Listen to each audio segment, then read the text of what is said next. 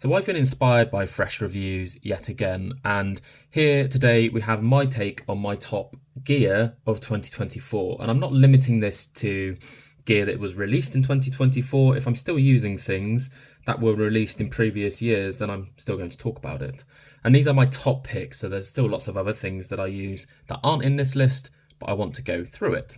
So we're going to talk about mice, we're going to talk about mouse pads, we're going to talk about keyboards, and some other stuff too, like my favourite brands, my favourite mouse feet, and my favourite reviewers, because I do have some of those too. So first of all, we're going to talk about my favourite mice, and here we have the Precision Gaming Gear Titan 1. This thing is absolutely tiny. It is incredibly cool. It's really fun to play with. It's designed to be like a pen grip mouse. It is wired, which is the only thing that I regret about this mouse. It's got really cool design. I've got a video on this on my channel, which I'll link below. If you want to see more on it, go and watch the video. This mouse is wicked for fingertip grip. So this is one of my favorites for fingertip. And this is the HTX Mini from G-Wolves. It's a voluptuous little snicky snack. It's very shapely, but very small. And it's my go-to pick for traditional fingertip experiences. I really, really like this mouse. I rate it a lot. My number one fingertip mouse at the moment. So now let's talk about the low hump sort of symmetrical mice then. So we've got the FK2 here. I really like the way this mouse fits in my hand. It is so unique compared to everything else on this desk.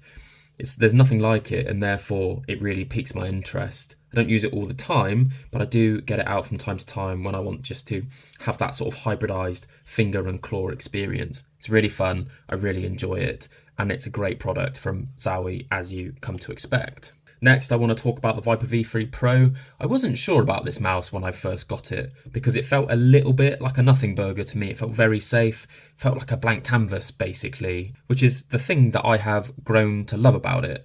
There's no right or wrong way to hold this thing. It's really, really nicely sort of implemented. Everything in this mouse feels great to me. The only issue I have with it is that it is quite expensive. So if you can't justify the money for the Viper V3 Pro, which I think is a really good mouse, then I would recommend you just buy the Hyperlite HitScan or the HitScan Hyperlite. The HitScan Hyperlite is basically a smaller version of the Viper V3 Pro, except it's thinner at the back end. And it feels great to use. This brand has come out of nowhere this year, and the mouse has basically made its way into my top, let's say, top 6 mice. I've got about 200 mice, by the way, so that's quite an achievement for their first release. If you can't justify the £160 for the Viper V3 Pro, then I would 100% recommend and vouch for the HitScan Hyperlite. Then we're going to move on to some of the sort of higher hump options, symmetrical mice, and we've got the X2H ES here. I really like the shape of the X2H, and I love that. Don't ask me why. I love that it has a little screen on the bottom. I didn't know I needed it. Now that I've got it, I can't do without it. I've got my exact replacement skates on here, which go really nicely with the Kinect, which we'll talk about shortly. And this mouse for me, it's just really nice. Get a lot of contact in my inner palm, which is great. It sort of sits right inside here, which is different to a lot of my other mice on the desk, which is why I like to have this one knocking around. It gives me just a different experience. And then the final sort of 2 mice I want to talk about, which were not released this year, but are mice that I use all the time, is the MPO1. I love this thing, and the MPO1S.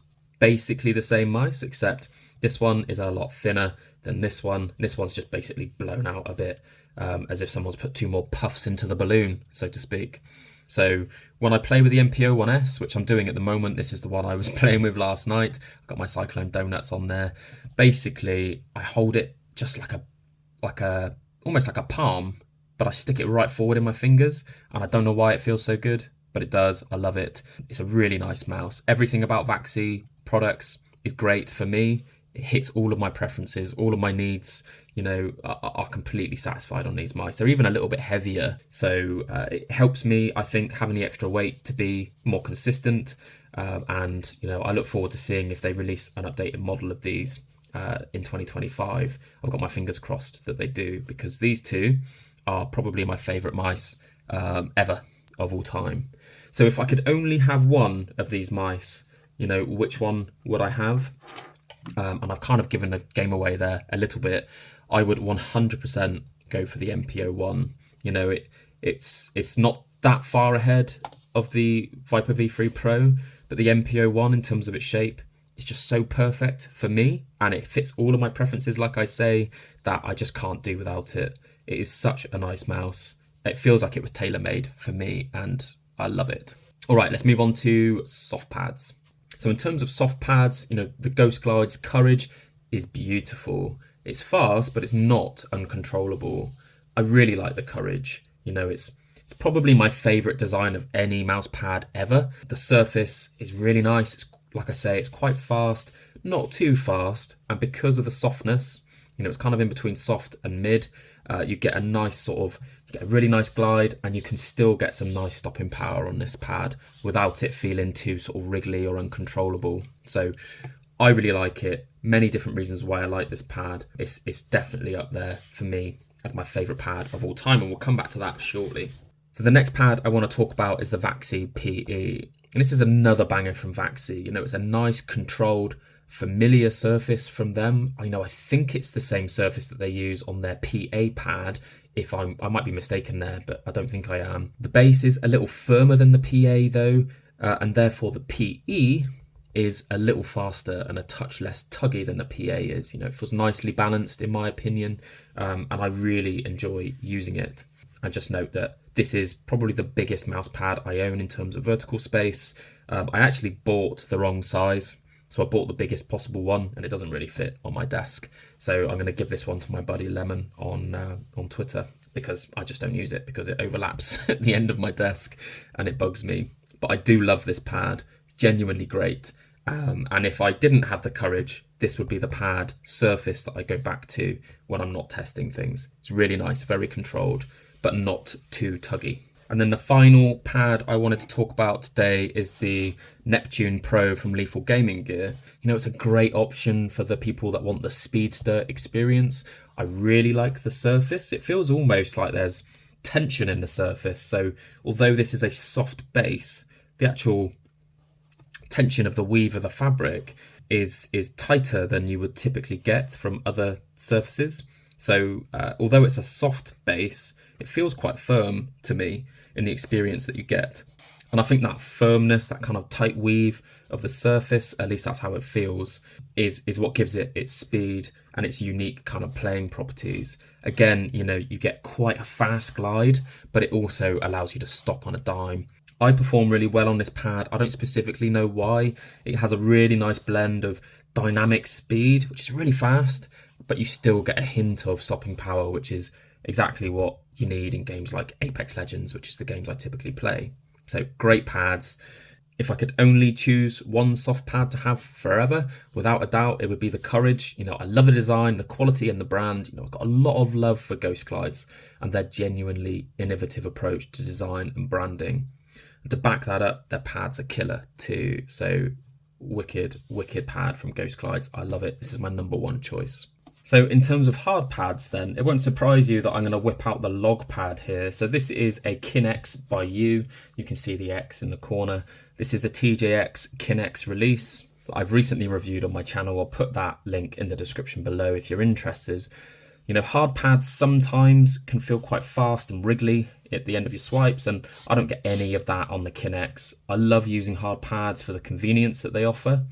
And typically I go to hard pads when I'm bored of my cloth pads, so I like to have one that I can use just to flip between, which I do very often, probably once a week. I'll probably do a week on cloth and a week on a hard pad, and at the moment I'm flipping between the Kinex and the Courage. If I'm not reviewing stuff, those are my two main sort of pad rotations, if you like. So I really love this pad. They give you custom options. You can print your own, or you can choose one of their designs or one of their block colors, which I think is wicked.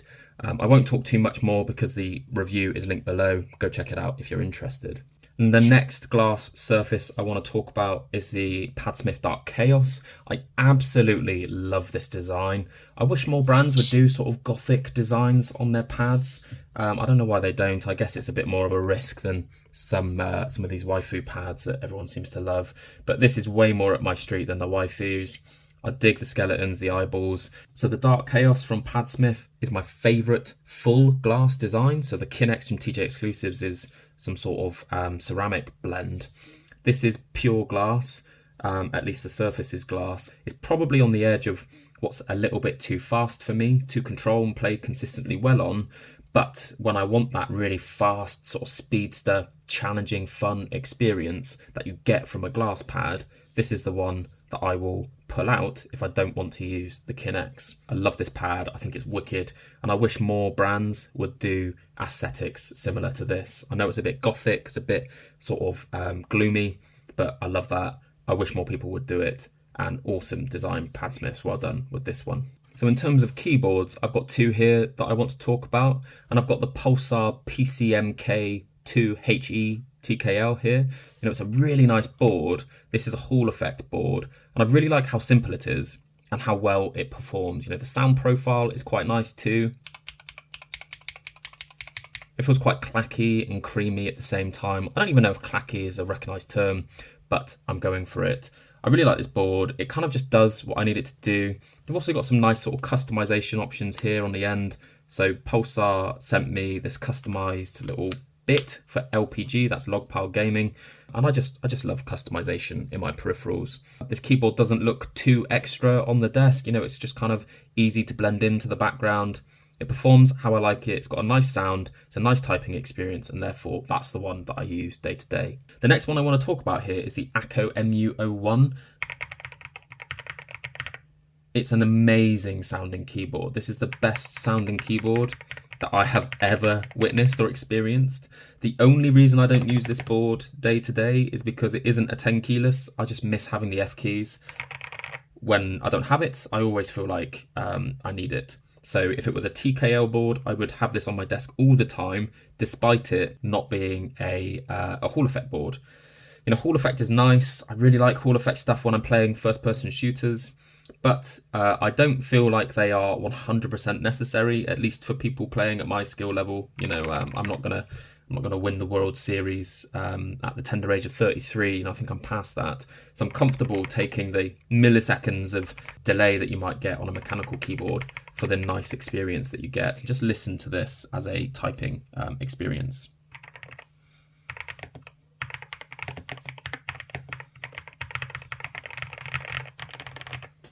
It's just so nice. And then by contrast,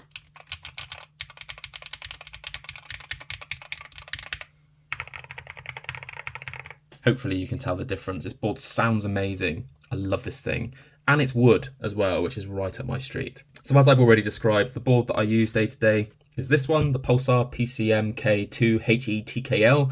What a mouthful that is. It just does what I need. Simple, it's basic, does a job, and it has all the Hall effect settings that I personally use. Therefore, it's goated. I'm going to talk very, very briefly about audio now, because I don't really have too much insight into audio, but this is a headset that I bought when I first moved to PC gaming, and this is the one that I still use, the Black Shark V2 Pro, I think. It's got the sound card thing on it. I do think that I'm going to have to replace this soon because the cable's getting pretty bent out of shape, and it's starting to show some wear and tear in places. So if you have any recommendations for audio that you would suggest that I get instead of this big clunky headset. If it's another big clunky headset, great, but stick that recommendation down below. I would love to hear your thoughts on what you think I should get going forward if this one breaks. So in terms of mouse skates, you know, I'm not a big skate connoisseur these days. You know, I used to pay more attention to the different options and I tried to provide insight as to what works well and what doesn't. But since I discovered the Ghost Glides range, I stopped caring so much about the other options because Ghost Glide offer everything that I need, you know, except for specific full-size feet. And I don't really care to try other brands anymore. My number one pick from Ghost Glides are their Cyclone Donuts. You know, I'm a big fan. They're very versatile and can be used on both cloth and hard pads. And as I've already described, I tend to flip between cloth and hard pads from one week to the next. So it means a lot to me to have a skate that I can use on both without having to worry about one being scratchy on the other, if that makes sense. So while we're here talking about my favourite sort of tech and stuff for 2024, I want to show you two products that I have bought recently, and the combined price of these two products have come to about £25. So the first product I want to show you is this digital magnifier. magnifying glass. And what it does is it kind of looks into fabrics really nicely. I think this is fascinating. You can look at all sorts with this, but there's lots of things you can do with this thing. I plan to use this going forward in my channel to help out with some of my review content, just looking at surfaces and comparing them to others. It was only £20, I think, £21, and it's really cool. You can take pictures directly onto this little unit and import them then onto your computer later for use in content. So I really like it. I wanted to mention it. It's pretty cool. Let's move on to the next thing. So the next thing I want to talk about is this thing over here. So excuse the mess in the background. I've just been chucking everything on the floor when I'm finished talking about it. But this is just a very comfortable armrest. This costs £4. I've just bolted it onto the side of the desk, just like a clip, and it hasn't fallen off yet. I have had to tighten it once or twice just because when I move it, I think it kind of unwriggles it. But this is basically just where my arm rests when I play games. It's really comfortable and it kind of takes the pressure out of my arm when I play. I've only had it for a few days, but it seems to not have impacted my ability in any way whatsoever. What I really like about it, as I say, is it's about 1.5 centimeters, maybe higher than the level of the desk, which you might think sounds really bad, but what it does is it takes my whole forearm off of the pad, and then I can just use my sort of fleshy parts of my thumb and my pinky for friction on the pad when I play. So I'm going to spend a bit more time with this over the next few weeks. And if I really like it, and if I think it's a benefit to my playing sessions rather than a disbenefit, then I will absolutely do a full review of this £4 epic product. Might seem a little bit silly, but I genuinely think it's pretty goated. So those are the two sort of tech things I wanted to talk about. Hopefully that was interesting, something a little bit different. And then the next thing I wanted to cover off is a couple of my favourite brands, and there won't be any surprises in here, but I want to talk first about Ghost Glides. Now, obviously, I think their products, the designs and their branding are top tier. You should go check them out if you don't know who they are or what they do. You know, I have no idea why they don't get more hype than they do, and their products are genuinely great. So go and show them some love. So next we've got 3 sort of mice and pad brands. We've got Vaxi, Endgame Gear and Zowie. These are 3 brands that I really enjoy because their mice and their pad ranges are genuinely exceptional in their quality. You know, I don't have too much more to say than that. Those 3 brands are goated for that specific reason.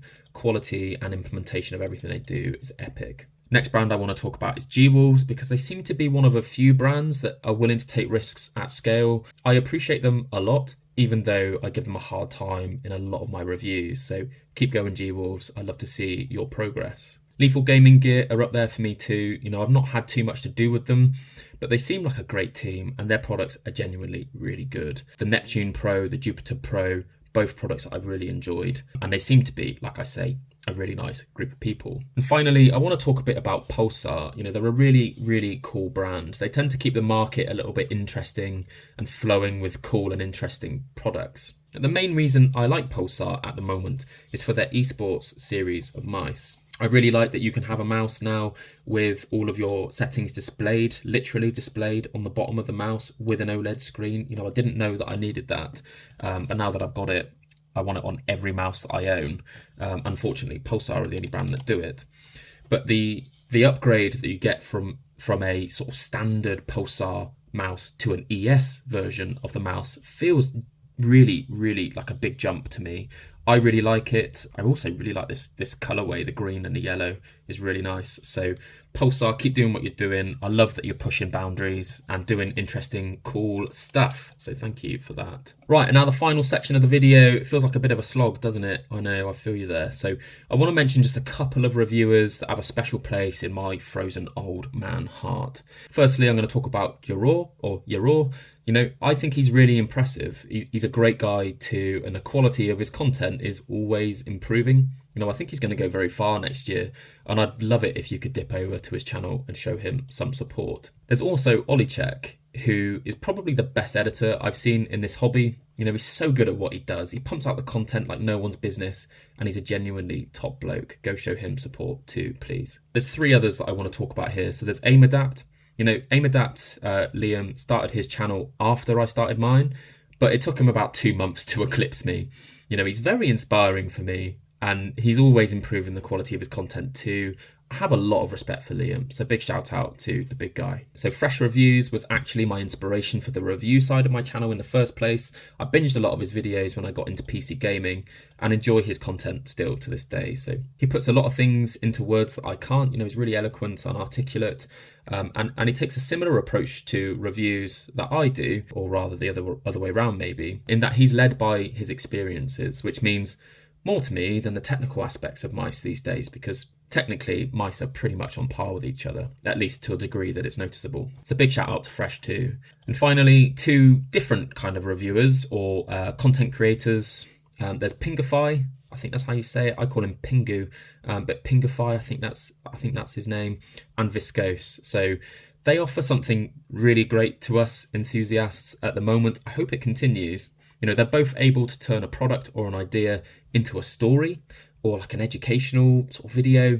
And I really appreciate the craft that goes into that. As a creator myself, I don't have as much time to make videos as I would like, but I can appreciate how much time that would take. And holy crap, do they do a good job. So great job to you, Pingu and Viscose. I appreciate you a lot, even if we don't always have the same opinions. I think you do a great job. Their videos are genuinely awesome, and I hope to see more from them next year. So shout out to you too. So if you're a reviewer watching this and I didn't mention you, it's not because I don't like you, it's because I just don't have time to mention everyone. On that note though, I want to say a big thank you to all of my viewers too. That's all of you guys and girls. I really enjoy sharing my peripheral experiences with you, and I'm glad you seem to enjoy it too. So thank you for being here. I appreciate you. Take care now, have a sick Christmas, and I'll catch you in the new year. Peace.